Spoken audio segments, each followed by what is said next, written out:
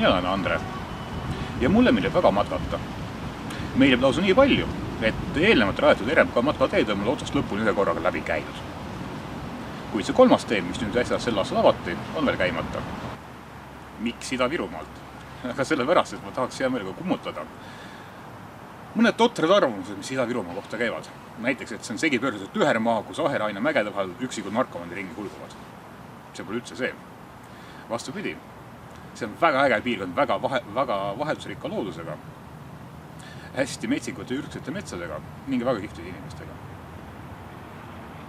Ida-Virumaa läbi käidud, läheb edasi Lääne poole, kuni jõuab lõpus Aegviitu.